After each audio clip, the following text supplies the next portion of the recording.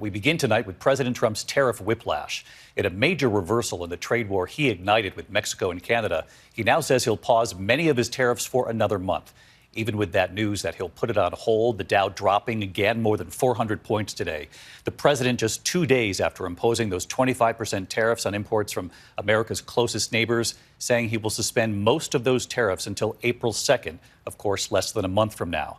There have been wild swings this week in the market, the Dow falling 427 points today, the third day of losses this week. Tonight, the president insisting his reversal on tariffs has nothing to do with the markets. ABC's Rachel Scott leading us off at the White House.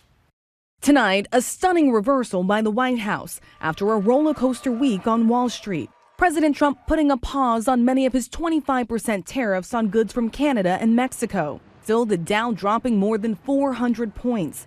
Investors anxious about the turmoil Trump's tariffs have created. The president, who has famously watched the markets, insisting they played no role in his decision. No, nothing to do with the market. I'm not even looking at the market. Trump saying he agreed to pause the tariffs as a, quote, accommodation and out of respect for Mexico's President Claudia Sheinbaum. And I spoke to the president of Mexico, wonderful woman, today, and we helped them out with the problem they were having to do with the tariffs, short-term tariffs. But he made it clear this was only going to be a short-term pause, just until April 2nd. Economists warn that tariffs are paid by American businesses, and they pass the cost along to consumers by raising prices. And Trump himself acknowledges prices could rise. There'll always be a little short-term interruption. I don't think it's going to be big, but the countries and companies that have been ripping us aren't particularly happy with what I'm doing. But the United States will be very happy. And, you know, our farmers are going to be very happy. And again, there'll be disruption.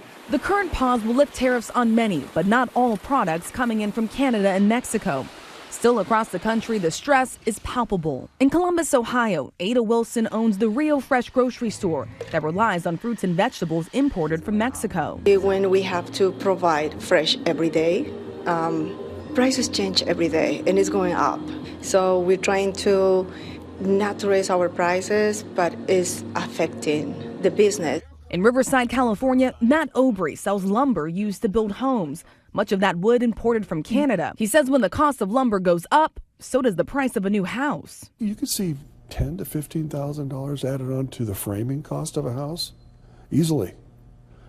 Because there's so many different items that we do buy from Canada. Trump making it clear today this is only a short-term pause. It comes after he granted a 1-month pause to the big three American automakers who complained the tariffs would devastate the industry. And I said, look, I'm going to do it, but that's it. Don't come back to me after the April 2nd. I don't want to hear from you after April 2nd. We're not going to be doing it anymore. And it comes despite his promise to voters that he would tackle inflation on day one and quickly bring down the cost of living. We will end inflation and we will make America affordable again. Starting on day one, we will end inflation and make America affordable again.